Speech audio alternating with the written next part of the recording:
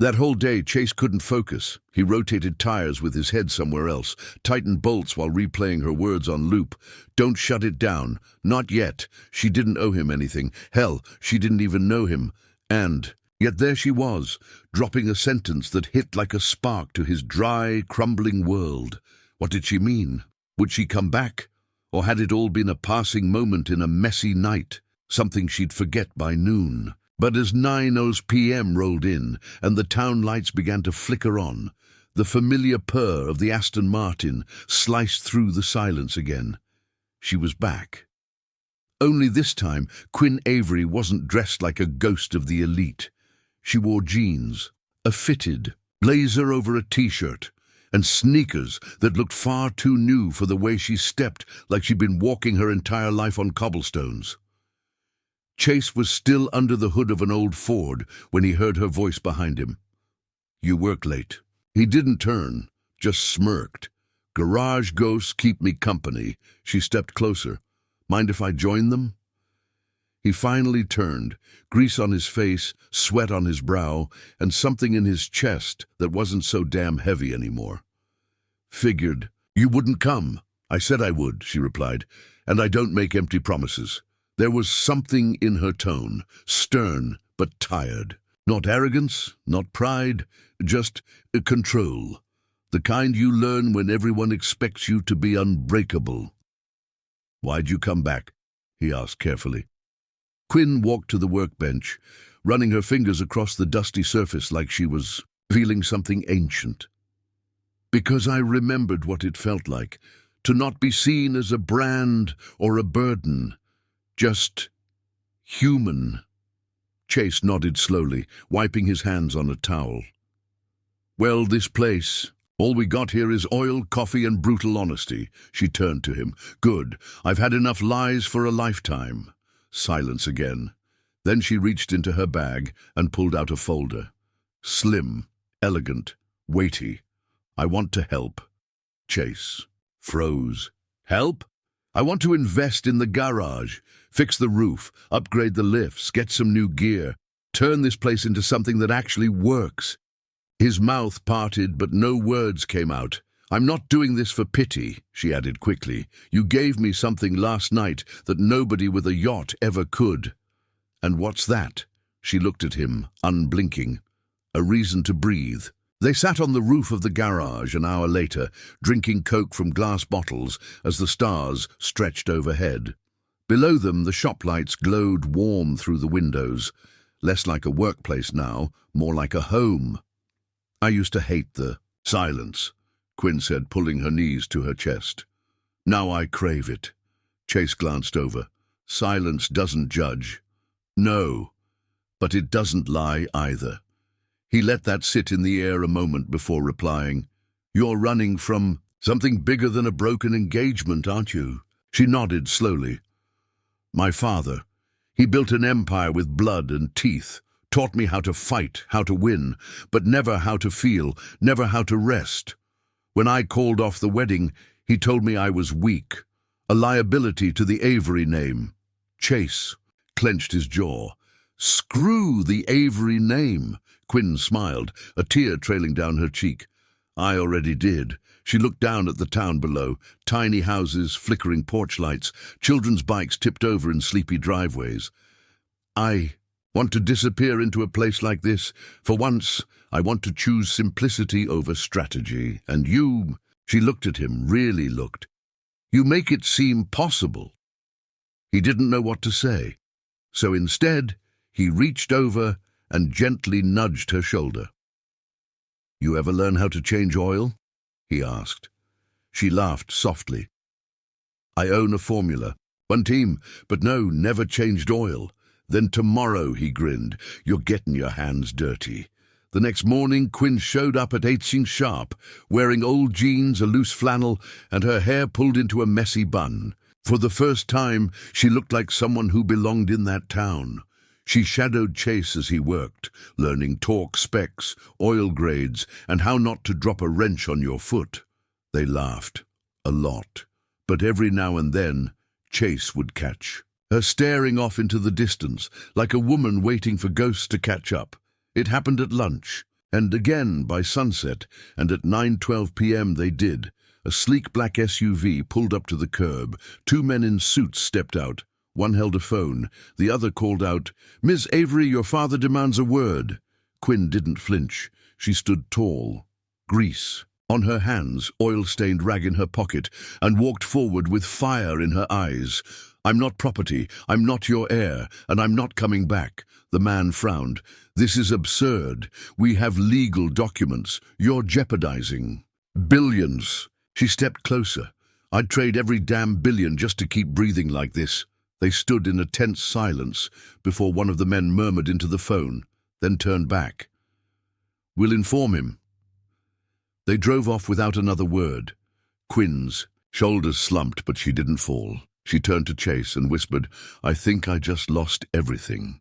He stepped forward, gently took her wrist and replied, "No, you just started over." The garage never closed that night. Not because business was booming, but because Chase refused to leave her alone. Not after what she'd just faced. Quinn sat on the same beat-up couch in the corner of the office, staring at nothing, her arms tucked tightly around her knees. Chase stood at the open bay door, watching the night wind sweep across the empty road. Neither said anything for a long time. Finally, Quinn whispered, "I don't know if I made the right choice." Chase turned. "Walking away from a man who betrayed you, from a father who treats you like a portfolio. Yeah, you did. I meant walking into this." She looked around. A garage, a mechanic, no plan, no title, no future. Chase sat beside her, close but not too close. "Maybe that's the point. For once, you get to write your future, not inherit it." A single tear fell down her cheek. She didn't wipe it. "I'm scared." "Good," he said softly. "Means you're alive." There was something in the way he said it, not soft, not gentle, real, grounded in a truth she'd never been given in her ivory tower. No promises of perfection, just someone who knew what rock bottom looked like and still showed up. Quinn finally looked at him. "Why are you being so kind to me?" Chase held her gaze. "Because you looked like you needed it, and no one gave it to me when I did." She broke down then, shoulders shaking, chest heaving, years of pressure and expectation finally crashing down. And Chase didn't speak. He didn't move. He just stayed there, a solid presence beside the storm, until she found her breath again. The next morning the garage opened like usual, or at least it tried to, because when Chase walked outside to start the day, he stopped cold. There, on the curb, was a line not of cars, of people, 10, 12, 15 locals, each waiting with their keys in hand. Most looked unsure. A few held out folded notes. One old man smiled and said, "Heard the Avery girls turning wrenches here now. Figured the service might be half decent." Chase blinked. "How?"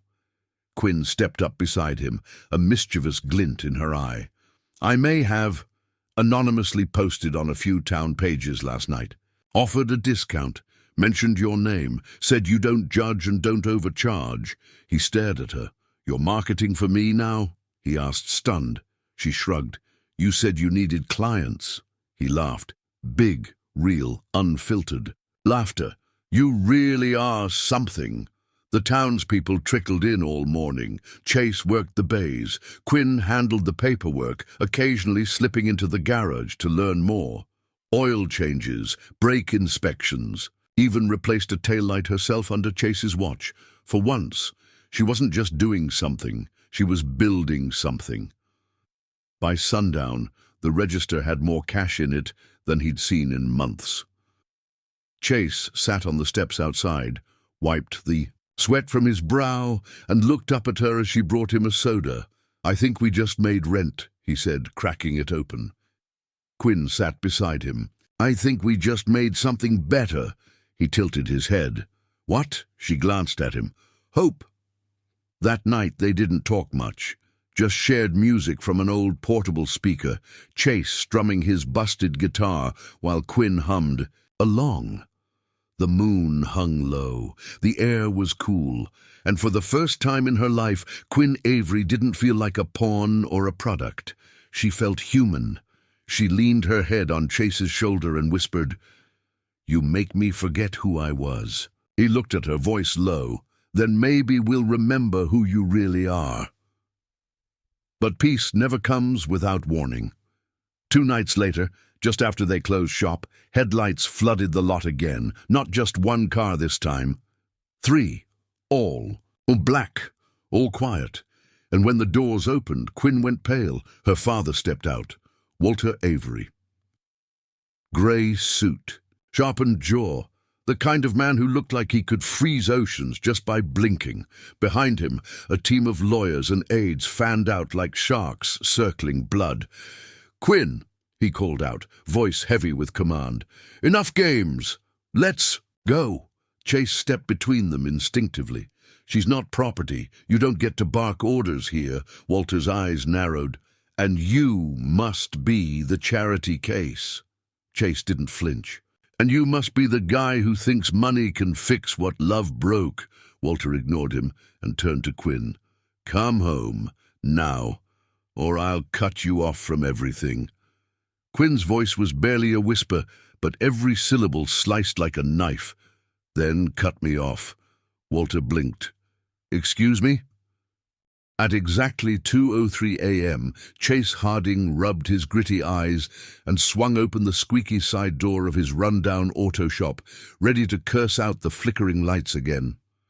But under the pale blue glow of the garage sign, a sleek, black Aston Martin idled silently, and when the driver's door opened, a tall woman in an ivory silk blouse stepped out, her face streaked with tears. "Don't leave," she whispered, her voice shaking. "Not tonight." The buzz of the old fluorescent bulb had become part of Chase's nightly soundtrack, a constant maddening reminder of the life he was stuck in. Chase Harding, 29, single, broke, and barely keeping his late father's garage alive, wasn't a stranger to long nights and strange sounds. But tonight was different. It wasn't just the lights humming. It was the low, elegant purr of an engine. He had no business hearing in this part of North Dakota. He stepped out onto the oil-stained concrete in nothing but jeans and his grease-smeared undershirt, wiping his hands on a shop rag out of reflex. His heart did a double-take when he spotted the black Aston Martin parked dead center in front of Bay 3, headlights still on, exhaust lazily curling into the cold. "What the hell?" he muttered, heart thudding now, not out of fear, but from a sharp punch of curiosity. Rich people didn't come around here, not at 2 a.m., not ever. Then the driver's side door opened. Out stepped a woman, tall, poised, and far too glamorous for this part of the state. Her designer heels clacked softly against the concrete until she yanked them off and carried them, barefoot now. Her blouse was stained at the collar with something darker, mascara or maybe tears, and her voice trembled when she looked at him. "Don't leave," she said again, her voice brittle. "Not tonight. Please." Chase blinked. She looked like money. Old money, East Coast money, but her eyes looked like they'd seen a war. He started to say, glancing toward the flickering garage lights. "Ma'am, are you in some kind of trouble?" She laughed, but it was hollow, bitter. That's one word for it. Chase took a step forward. "You need a place to sit. There's a couch inside. It's not much, but it's warm." Inside the garage office, the leather couch squeaked as she lowered herself slowly. She didn't say her name, didn't take out her phone. She just stared out the fogged window at the street like she was waiting for someone or hiding from them. Chase made 2 mugs of gas station coffee and handed her one. She took it like it was the first kind gesture she'd seen all night. "Thanks," she whispered. "Most people wouldn't." He gave a modest shrug. "Most people aren't up at 2 a.m. fixing busted tailpipes and arguing with light switches." Hint of a smile played on her lips. "I'm Quinn," she said finally. "Quinn Avery." The name hit him like a gust of wind. He knew it. Everyone did. Billionaire heiress, finance mogul's daughter, tabloid obsession, the kind of woman whose image graced both fashion covers and business magazines. But here she was, barefoot, hollow-eyed, hiding out in a rundown garage. Quinn. Avery, he echoed carefully. You lose your driver or something. That earned a full laugh this time, dry and jaded. Something like that. I walked out of a house worth 30 million and never looked back. Chase leaned on the doorway, his arms folded, and ended up in a $60,000 car in front of a shop that hasn't had hot water in 2 years. She met his eyes. Because I couldn't think of anywhere else that felt quiet or safe. A heavy silence fell between them. Chase didn't press. He didn't ask about her family or her money. He just sat across from her, sipping the world's worst coffee like it was a peace offering. Then softly she asked, "Why'd you open the garage at 2 a.m.? He shrugged. "Lights keep flickering. Thought it might be ghosts or raccoons." She smiled, genuinely this time, and something shifted. It wasn't flirtation, it wasn't attraction, it was survival. Two broken people in the middle of the night, recognizing the fracture lines in each other, and for the first time in years, Chase didn't feel like a nobody in a dead-end town. He felt seen. "Thank you," she said again, looking at the mug. For not asking too many questions, Chase looked at her for a long moment and replied, "That's what the morning's for." And somewhere beyond the windows, the first light of dawn was beginning to brush the sky. Chase didn't sleep. Not that he could have. Not after watching a billionaire woman, barefoot and broken, curl up on his beat-up garage couch like it was the safest place on earth. Every 5 minutes, his eyes drifted to her through the office glass. She hadn't moved much, just lay there with one hand resting over her ribs, as if steadying something shattered on the inside. By 6 a.m., the sound of a delivery truck growling past on the main road yanked him back to the present. His coffee was cold, his body ached, his life? Still a wreck. But she was still there. He stepped inside quietly. Quinn was awake, sitting up now, hair a tangled mess of gold against the pale grey of early morning. She looked like someone who hadn't cried in years, until last night broke the dam. "I didn't mean to crash your place," she said, her voice raspier than before. "I just couldn't go home." "You're still here," he replied. "That says something." "Yeah? What's it say?" Chase looked her dead in the eyes. "That wherever you came from was worse than this." Quinn gave a tired laugh and nodded, eyes glassy. "You're not wrong." There was a pause before she added, "My fiancé cheated with my assistant 2 weeks before our wedding. I found out during dinner, with both of them smiling across from me. Chase said nothing, just let her speak.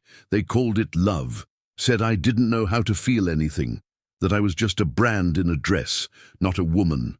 She rubbed her palms together like she was trying to erase the memory from her skin. "So I walked. No plan, no driver, no press, no air to run to. Just me." Chase leaned back against the wall, arms crossed, absorbing every syllable like it was a confession whispered in a church. "That's a hell of a night." She scoffed, half smiling. "You think I'm pathetic?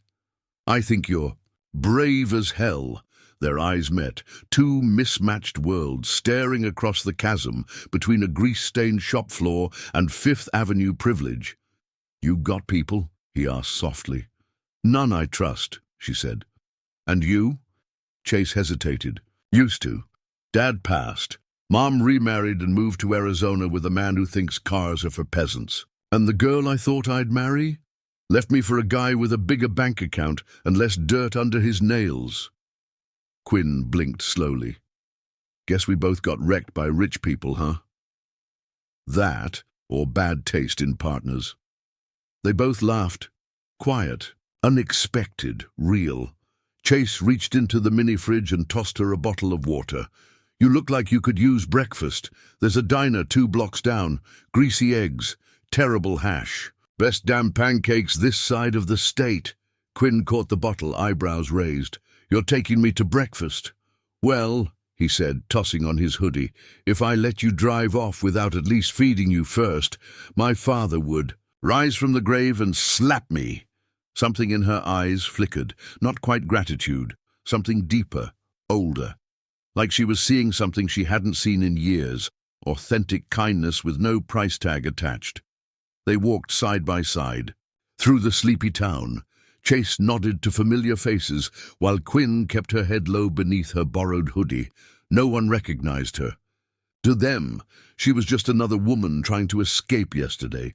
Inside the diner, she picked at her pancakes, while Chase devoured his plate like it owed him money. "You're not gonna eat?" he asked between bites. "I am," she said. This feels surreal. I spent last night in a grease monkey's garage, and now I'm eating pancakes with a guy named Chase in a town with more cows than people." Chase grinned. "You're welcome." She looked up. "You think I'm going back?" He paused. "Are you?" She thought for a long second. "No, I don't know where I'm going, but I know it's not back there." "Then maybe it's time you find out where forward is." There it was again, that rare flicker in her expression, a woman born with everything, rediscovering what it meant to have nothing, and realizing maybe, just maybe, that was freedom. After breakfast, they walked back to the garage. The morning sun made the metal exterior shine in a way it hadn't in years. Quinn stopped before getting into her car. "I don't know why I ended up here," she said.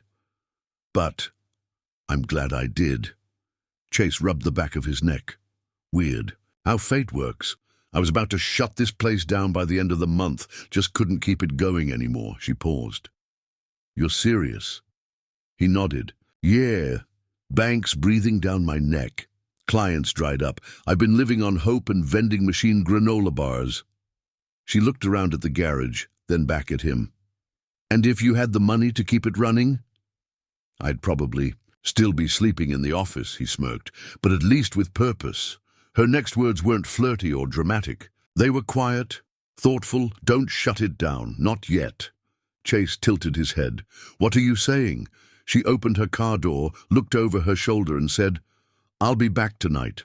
Then she drove off, leaving Chase standing, in a swirl of dust, confusion, and something he hadn't felt in years, hope. "I said, cut me off. Take the money, take the name, take your legacy. Just know that you lost your daughter the moment you stopped loving her and started managing her." Gasps whispered through the suits behind him. Walter looked stunned. For the first time in decades.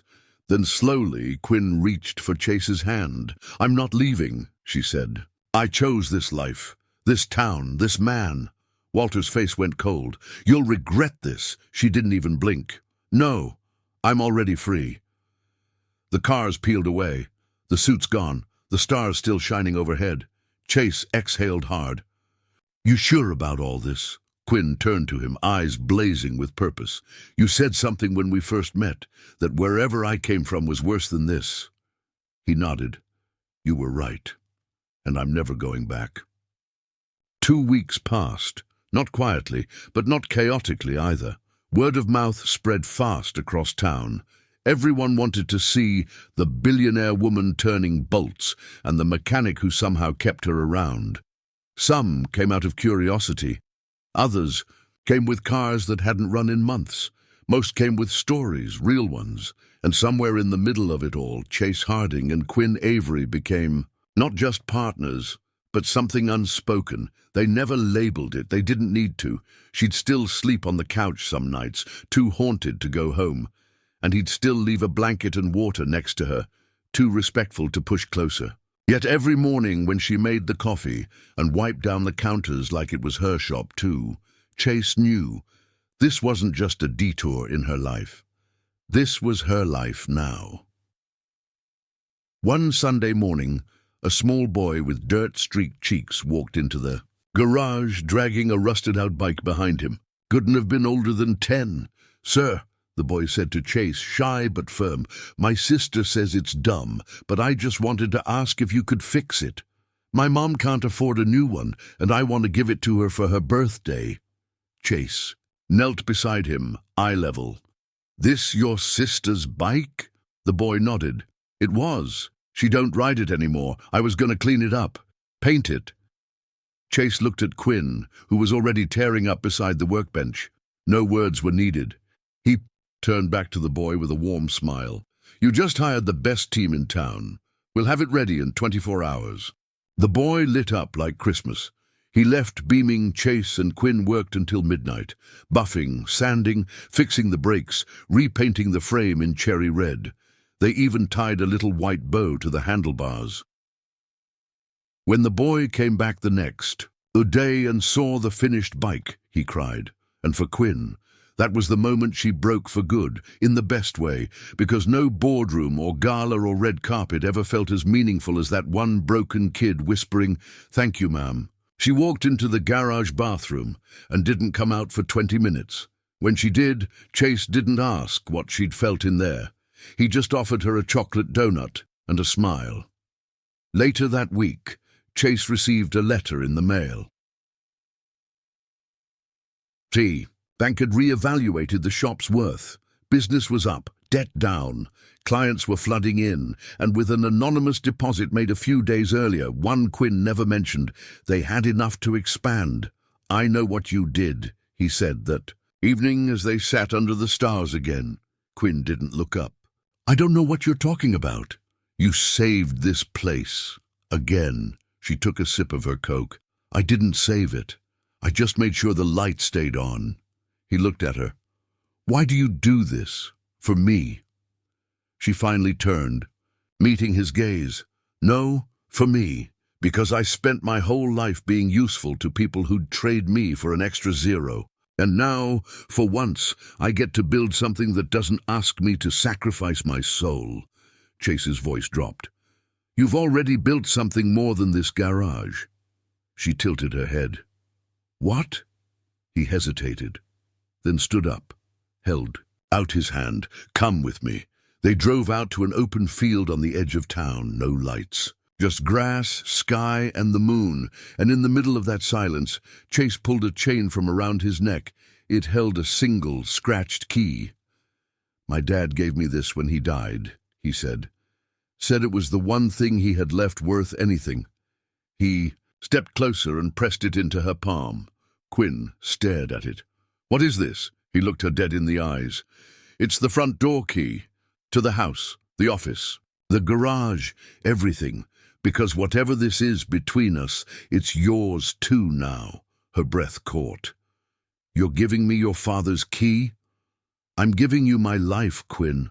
Not because you're Quinn Avery, but because you're the woman who didn't flinch when I had nothing, and gave me everything without asking for a damn thing in return." Tears filled her eyes, real ones. No mascara, no filters. She stepped forward, wrapped her arms around his waist and whispered, "Then don't leave. Not tonight." Chase held her like he was holding on to gravity itself. "I'm not going anywhere." The Harding and Avery Auto Shop sign still squeaks in the wind, but now it's painted bright blue and gold. There's a little garden in the front, a waiting area with real coffee, a mural on the side wall that says, "Sometimes broken things build the strongest bridges." Locals still bring their cars. Tourists stop by, hoping to catch a glimpse of that billionaire lady who gave it all up. And inside the office, 2 mugs sit on the table, one greasy, one sparkling clean, and beneath the light that now never flickers, they sit side by side. No contracts, no airs, no noise, just Chase and Quinn, real human, and finally home.